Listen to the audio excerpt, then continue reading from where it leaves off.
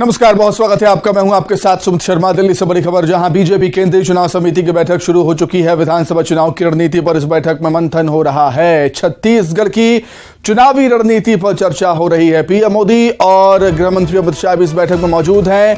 बैठक में बीजेपी के राष्ट्रीय अध्यक्ष जेपी नड्डा भी मौजूद हैं। प्रभारी छत्तीसगढ़ के प्रभारी ओम माथुर, पूर्व सीएम डॉक्टर रमन सिंह, प्रदेश अध्यक्ष अरुण साव, नेता प्रतिपक्ष नारायण चंदेल भी इस बैठक में शामिल हैं। विधानसभा चुनाव के उम्मीदवारों के नामों पर मंथन हो सकता है इस बैठक में।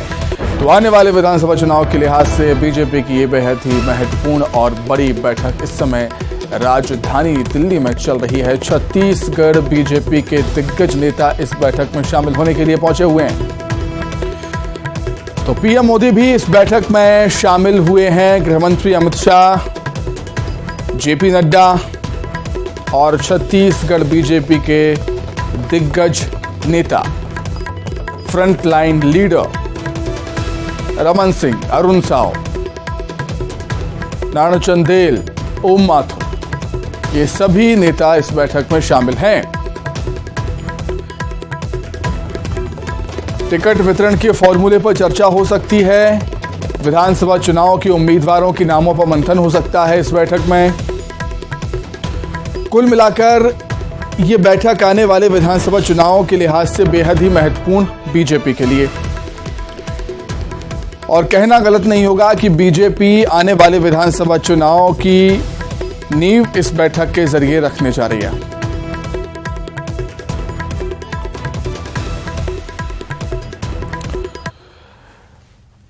तो फिलहाल बैठक को लेकर क्या कुछ अपडेट है उसे जानने के लिए सीधे हम राजधानी दिल्ली का रुख कर देंगे। हमारे सहयोगी अशरफ काजमी हमारे साथ जुड़ गए हैं लाइव।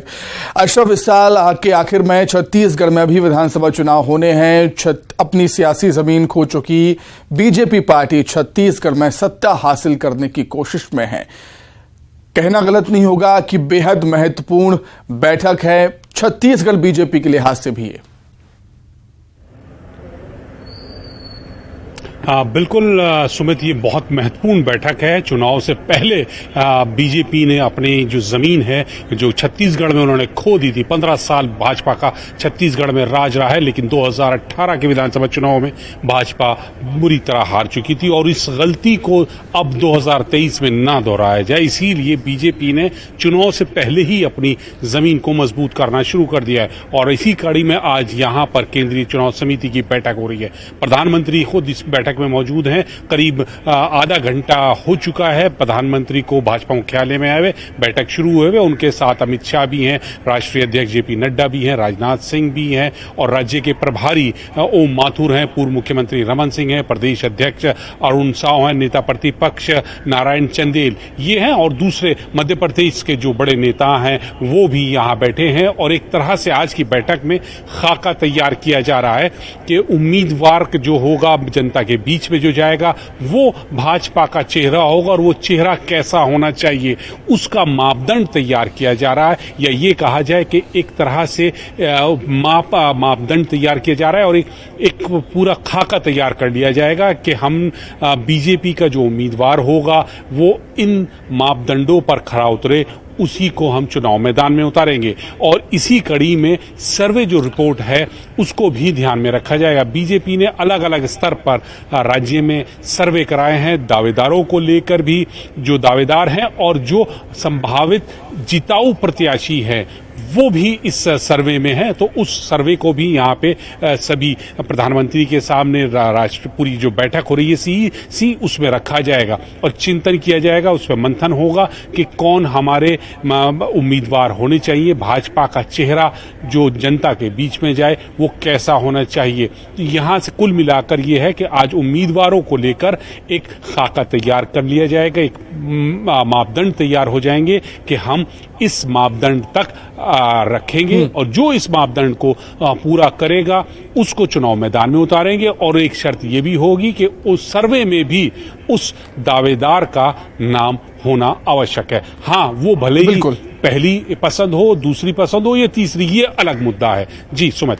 ठीक है अशरफ, बहुत धन्यवाद आपका जुड़ने के लिए, तमाम बातचीत के लिए आपका बहुत शुक्रिया। आगे बढ़ेंगे। सीएम भूपेश बघेल ने पत्र लिखा है मध्य प्रदेश के सीएम शिवराज सिंह चौहान को। छत्तीसगढ़ के पेंशनर्स को राहत देने की मांग की है। 42% महंगाई राहत देने के लिए पत्र लिखा है और अधिकारियों को समुचित निर्देश देने का अनुरोध भी किया है। सीएम भूपेश बघेल ने छत्तीसगढ़ के पेंशनर्स को 42% महंगाई भत्ता देने की घोषणा की है।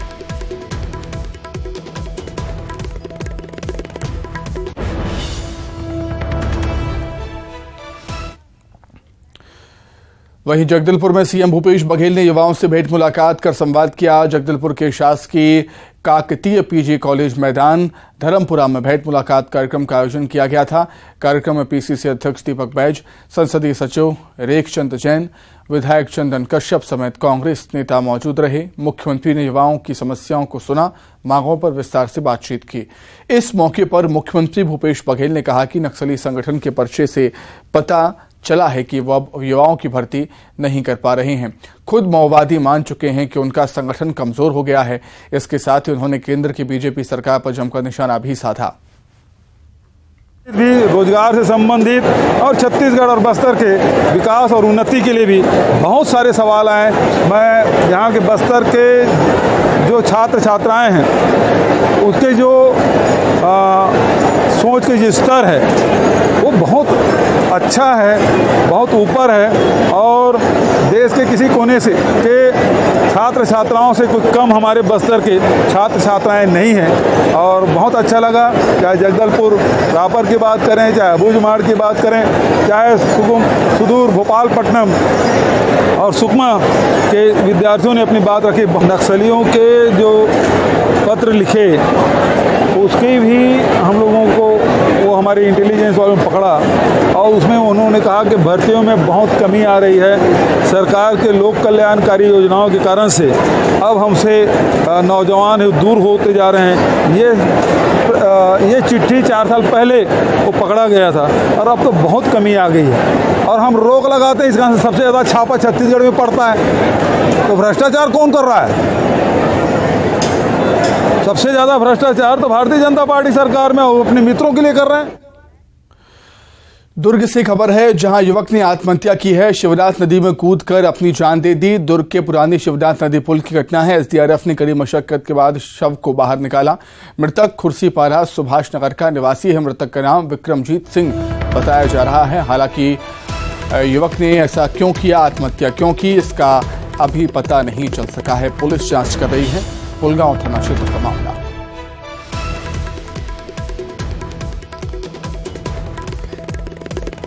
दुर्ग से खबर जहां युवक ने अपनी जान दे दी। शिवनाथ नदी में कूदकर एसडीआरएफ ने कड़ी मशक्कत के बाद शव को बाहर निकाला। मृतक खुर्सीपारा सुभाष नगर का निवासी बताया जा रहा है।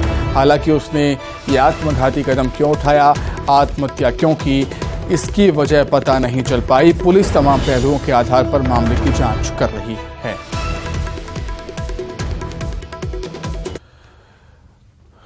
वहीं अंबिकापुर में छात्र की बेरहमी से पिटाई कर दी गई। पिटाई का वीडियो भी अब सोशल मीडिया पर वायरल हो रहा है। बदमाशों ने बस से उतारकर छात्रों को पीटा, कई छात्रों को पीटा है। घायल छात्रों को स्वास्थ्य केंद्र में भर्ती करवाया गया। मैनपाट सामुदायिक स्वास्थ्य केंद्र में छात्रों को भर्ती करवाया गया है। मैनपाट के कमलेश्वरपुर थाना क्षेत्र का मामला। पुलिस मामले की जांच कर रही है। कई छात्रों को बस से उतारकर बदमाशों ने जमकर पीटा।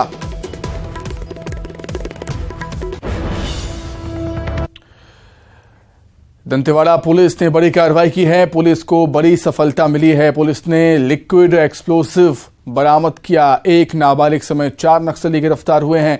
दंतेवाड़ा बस स्टैंड से 4 नक्सली गिरफ्तार हुए। मोबाइल टिफिन बम, पैसे भी बरामद किए हैं। पुलिस ने 3 साल से नक्सल संगठन के लिए काम कर रहे थे जो गिरफ्तार हुए हैं और हैदराबाद से लाया जा रहा था एक्सप्लोसिव। बड़ी कामयाबी पुलिस को, दंतेवाड़ा पुलिस को यहां पर मिली। 4 नक्सलियों को गिरफ्तार किया है पुलिस ने। सूचना 15 अगस्त की रात में मिली थी कि 4 संदिग्ध व्यक्ति हैदराबाद से संदिग्ध वस्तु ला रहे हैं, जिसके ऊपर से एक संयुक्त टीम बनाई गई कोतवाली दंतेवाड़ा और सीआरपीएफ द्वारा और 15 अगस्त की रात में दंतेवाड़ा बस स्टैंड पर घेराबंदी की गई, जिसमें चारों के ऊपर संदिग्ध व्यवस्था में पाए जाने के पश्चात घेराबंदी कर उनको पकड़ा गया। उनसे पूछताछ तलाशी करने के बाद उनके पास से हमें विस्फोटक की सामग्री बरामद हुई, जो कि कुल चारों विस्फोटक सामग्री का टोटल वेट जो है वो 25 किलो के आसपास है। और कैश उनके पास से लगभग 84,000 प्लस मोबाइल प्लस अन्य दैनिक उपयोगी सामान जब्त किया। रायपुर से खबर है, जहां राजधानी में चाकूबाजी की घटनाएं थमने का नाम नहीं ले रही हैं। राजधानी रायपुर में एक बार फिर से चाकूबाजी की घटना सामने आई। अभनपुर इलाके के वार्ड नंबर 7 में चाकूबाजी हुई। आपसी विवाद में युवक को चाकू मार दिया गया। गंभीर हालत में निजी अस्पताल में युवक को भर्ती किया गया है। मामले में पुलिस ने 5 आरोपियों को गिरफ्तार भी किया। अभनपुर थाना क्षेत्र का मामला।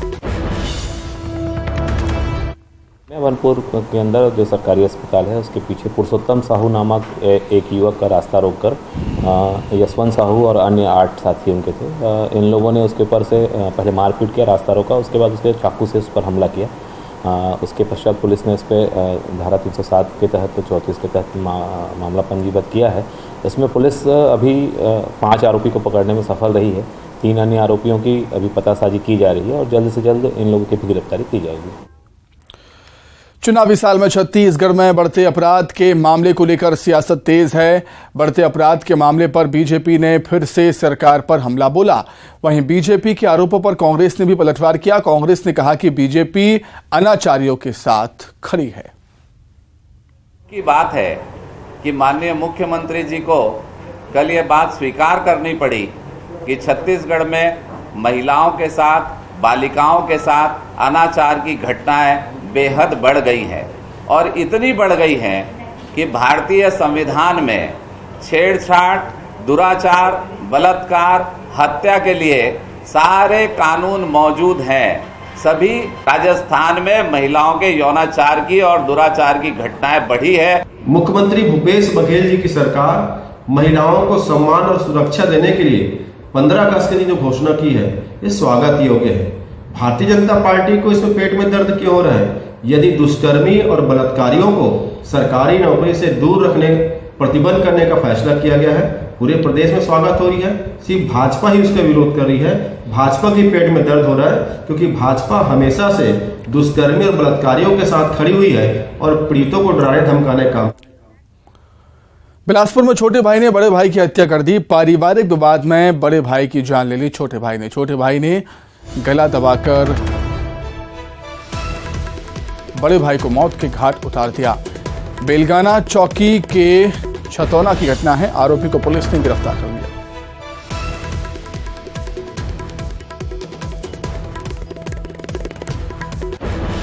तो बिलासपुर में छोटे भाई ने बड़े भाई की हत्या कर दी। पारिवारिक विवाद में बड़े भाई की जान ले ली। छोटे भाई ने बड़े भाई का गला दबाकर उसकी हत्या कर दी है। बेलगाना चौकी के छतौना की घटना है और पुलिस ने आरोपी को गिरफ्तार कर लिया।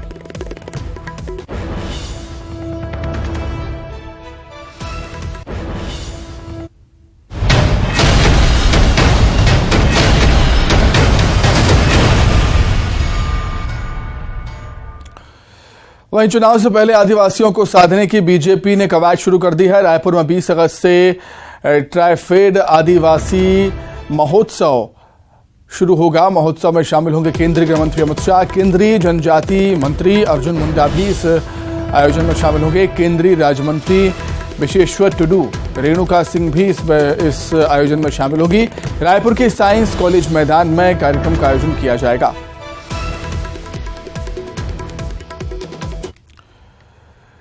केंद्रीय गृह मंत्री अमित शाह के छत्तीसगढ़ दौरे को लेकर सीएम भूपेश बघेल ने कहा कि सहकारिता विभाग के कार्यक्रम में आ रहे हैं, वे यहां आते रहते हैं। बीजेपी के कार्यालय में 2-3 बार जा चुके हैं।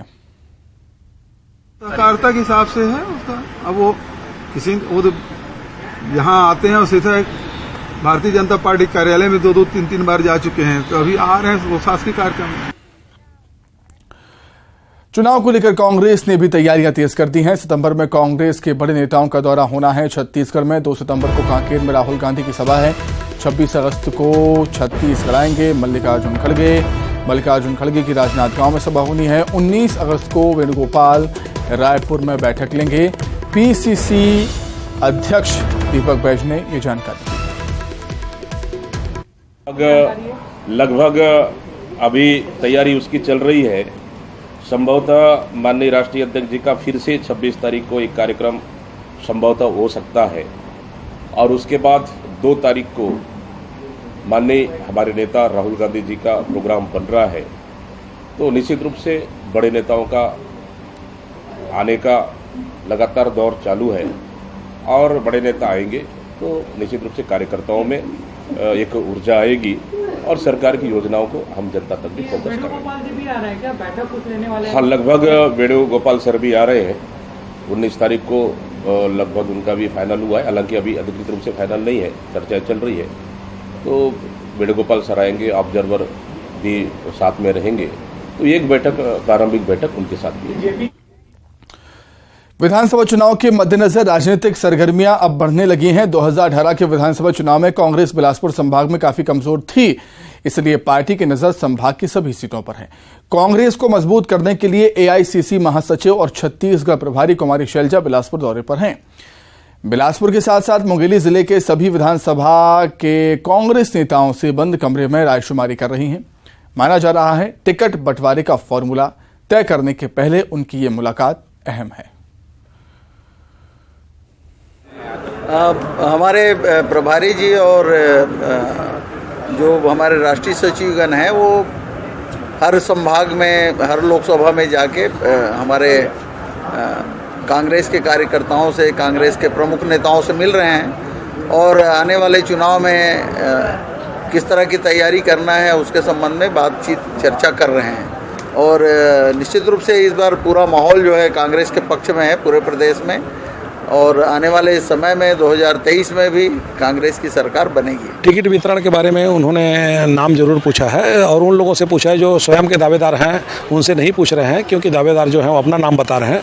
पर जो हम लोग न्यूट्रल हैं, जिसमें जो पार्टी के लिए हम लोग जो पदाधिकारी हैं वो पार्टी के लिए बता रहे हैं कि बेस्ट कैंडिडेट कौन रहेगा। मुझसे भी पूछा गया कि आप दावेदार हैं क्या करके। मैंने अपनी बात भी बताई कि अभी मैं पिछले बार लोकसभा में गया था और इस बार लोकसभा का ही मैं दावेदारी करूँगा, पर वर्तमान में मैं विधानसभा के लिए बेस्ट कैंडिडेट के बारे में सजेस्ट कर रहे हैं।